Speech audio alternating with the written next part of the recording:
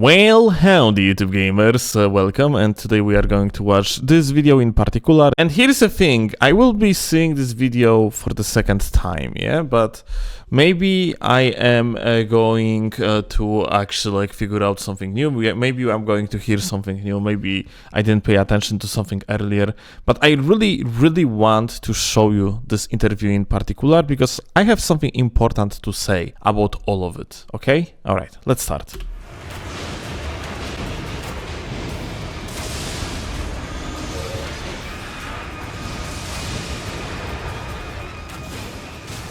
You just describe what it's like working at From Software and getting to work on such, highly acclaimed titles like Elden Ring and, the upcoming Nightreign? そうですね。まず自分自身がI myself am previously a huge Souls fan. I'm a big fan of these games and what the company's made. So it's a huge honor to get to work on such titles, and as well as the fun of creating these games, I do feel a little bit of pressure. So it's worth to mention, this guy is doing this type of things for the first time, yeah? It is his first standoff. Responsibility from the fans who enjoy these games as well. Going into Nightreign, there's a lot of really subtle differences between the combat mechanics of base Elden Ring and Nightreign. Can you talk a little bit about why you felt like you should change up some of those mechanics for a multiplayer game like Nightreign, and how the resulting gameplay fits Nightreign's fast-paced multiplayer style a little bit better? そうですね。ちょっとその回答させていただく前に少しそのナイトレインの説明。So, the changes for the design of Nightreign. Well, first, let Miyazawa-san give a little introduction to the general design of Nightreign itself. As you know, it uses Elden Ring as a base for the design. So the world and a lot of the assets and the base combat flow comes from Elden Ring. But while it does use it as a base for enemies and such, this is one area that we wanted to focus on Nightreign, was how we encounter these enemies and the flow of the battle and the abilities you can use. And so having Elden Ring as a base allowed us to branch out and experiment in these other areas and make it into something that stood out from Elden Ring and became its new thing. While the game base sits with Elden Ring at its core, we wanted to create a gameplay experience that was ultimately very different. Elden Ring is a much more slow-paced, a lot more sort of open-ended. You take your time and carefully go through the world. But Nightreign is what we're calling a short RPG. So there are some constraints here. For example, I just want to mention that they are really doing everything to not call Nightreign a roguelite. Short RPG they call it, yeah? It's like, dude, come on. 3-day, 3-night time aspect. The limitations on the player. But at the same time as putting these limitations on the player in terms of structure, we wanted to allow them some freedom points that they didn't otherwise have with Elden Ring. So the way they traverse the map, they can sprint, they can clamber up walls quickly. There's no fall damage compared to Elden Ring. While we put these constraints on the players from a structural point of view, we wanted to open up and allow them this freedom from a gameplay point of view as well.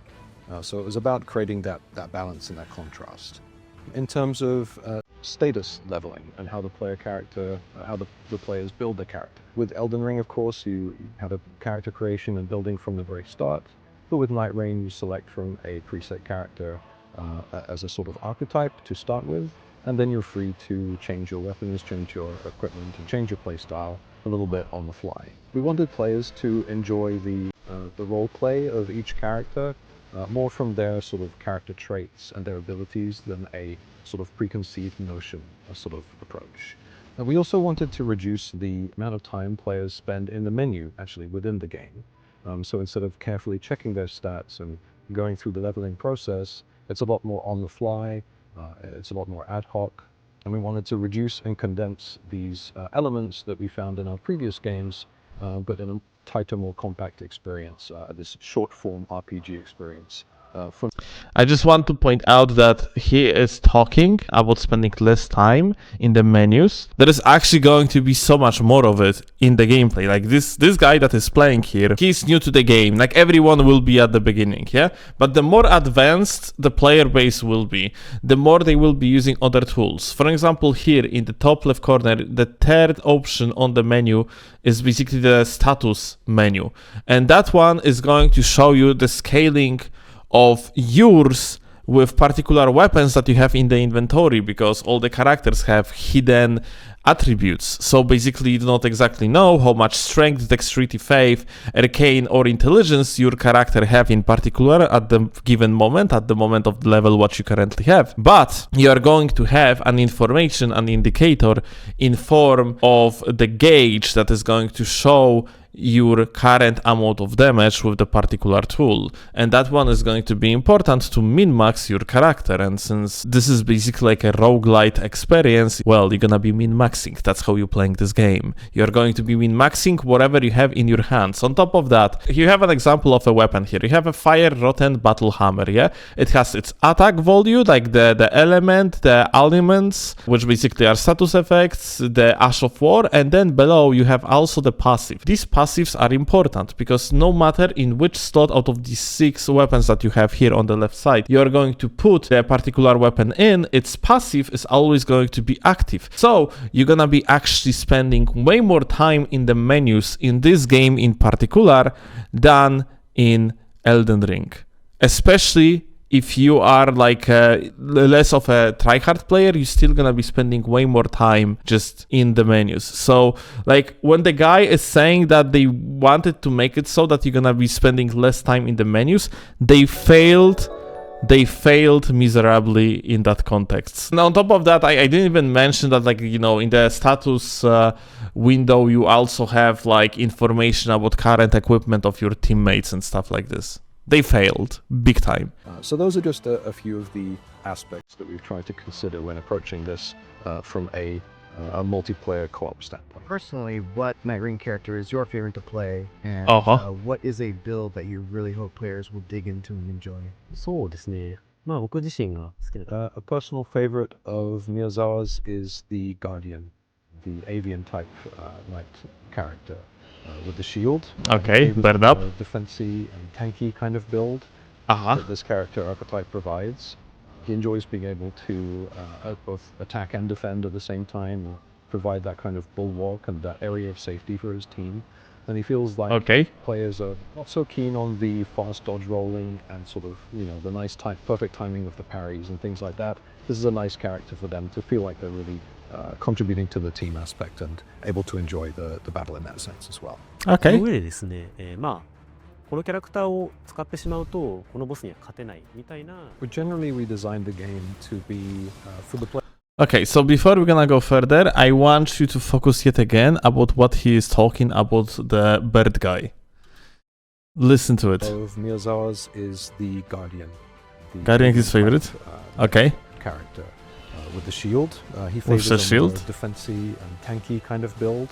Defensy and tanky kind of build. You know how much guard boost his shield has? 60. Like nowadays small shields have better guard boost. One of the main trope of this character when it comes to like his equipment is the fact that his passive allows him to shield poke with halberds, and that shield poking with the halberds is terrible for mainly reasons related to the tracking. Like that shit has almost no tracking. This character doesn't have any extra blocking properties. It technically or differently does have a little bit. It has like a shield stance. When you block with your shield and you're gonna dash forward, then like your character goes into the stance that makes him extremely mobile. And from that, what I have been testing myself, it barely even reflected in the amount of the additional guard boost. I'm not even sure if you was receiving any additional guard boost. Like starting, like, you know, maybe if like this shield would be starting with something like this Ash of War that increases your guard boost. I don't remember how it's called right now. Let me actually see. Barricade. Oh, here you go. Yes. I mean the barricade shield. Yeah. If maybe like, you know, the Guardian would be starting with the barricade shield on his shield, but it is not the case. He's starting with the shield bash or like one of these, either shield bash or shield crash. I think shield crash actually. From the design perspective, if an idea of the main combat designer is that like this character supposed to be about like playing defense and so on, No, this character is actually ultimately about utilizing its giga big HP pool in order to trade and just go in and have like be relatively safe because of that HP pool. Like I remember I managed in my run to get something around 1900 HP. Let me actually see. Okay, so I managed to up my amount of the HP to 1916, and I put all my effort into actually leveling this one up. By the way, kind of looking at other armament stats that we have here, it also seems this character is leveling up Faith, because my second highest damaging weapon is actually a weapon that utilizes Faith. This character doesn't work well as a design for like being a blocker. That this character archetype provides. He enjoys being able to both attack and defend at the same time. Attack and defend at the same time. No. You are going to be guard broken and killed in the process if you're gonna do so. Provide that kind of bulwark and that area of safety for his team. Area of safety, kind of, but only once every like 3 minutes, because, or maybe 2, like it's because your ultimate, gives defenses to your teammates when you use it, but you have to exclude yourself from the combat to give these defenses, because it's working in the way like this attack that you see here is actually the ultimate. So if you are going to land and hold the ultimate button, you are going to stay on the ground. You are going to be invincible to any sort of the attacks. You just cannot be targeted even. And everyone in the proximity will be getting a lot of defenses, basically more than Blue Feather Talisman, So it's very good. Yeah, indeed, but you're excluding yourself from the combat altogether. When it comes to its main ability, that's like essentially a knock-up, it barely even fucking works against anything but like the small enemies. So its regular attack, like regular ability, is practically useless. And it doesn't provide really any defenses to your team as well. It doesn't make you actually like defend yourself and attack at the same time. Like so far, vast majority of things, the main combat designer, that's his favorite character is Guardian. Everything that he spoke of Guardian so far is wrong. So make long story short, Guardian is really useless from that perspective, because when it comes like the doubling your DPS, and overall like a burst ability, then you have Duchess. Duchess, on top of that with her ultimate, allows you to veil everyone on the team, which is basically a free way to restore your team in case if you guys going to fuck up. I think the best example of it is G9's video from Nightreign. Let me see. G9. Essentially, when it comes to the safety measurements, Duchess is your character for various different reasons, Technically, she doesn't have much of the HP pool. Technically, she doesn't have much of defenses. But she actually can dodge into dodge, which allows her to have infinite amount of the iframes throughout like these double dodges. We are going to have soon an example, when both of the players are going to die. And ultimately what G is gonna do is just he's going to veil, and he's going to get his teammates back up for free. So like, as you can see, he's veiling. During veiling, he is actually having iframes, And 2 players are dead, and what he can do is just like, he can just go to his teammates and revive them. If he had like a magma blade for one, he would be able to do it instantly. He kind of fucked up here because he just revived the guy that had less of the amount of the HP, and that's going to cause the Gladius to target him, but it doesn't matter, like he managed, so good for him. You got the point. When it comes to genuine like safety of the team, then this character in particular, squishy freaking assassin archetype, is your best choice. Not only because the amount of iframes that you have on your dodges, like the length of these dodges,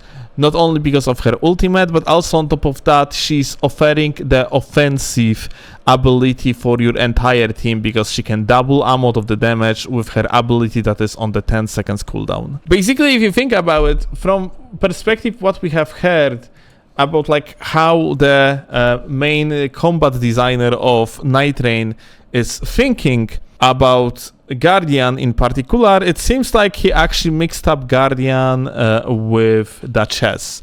Duchess is literally better Guardian when it comes to the team play abilities. I'm going to say it briefly. I generally like hate how someone that is basically the lead of the combat design in the game seem to not understand the ways through and out of particular character that they say themselves that's their favorite character. And it's kind of like it annoys me, honestly. It annoys me a lot because like it's really shouldn't be like that. Like someone that is let's say like the main product manager or like just actually like the main lead of the team, it's supposed to be an individual that is one of very few that know what they are doing. The main dev probably supposed to know what they are doing. It's just not the case. But the good news is, I bought you leopard's balls that taste like pizza. And you are eating them. Yeah, they are surprisingly tasty, but they smell like puke.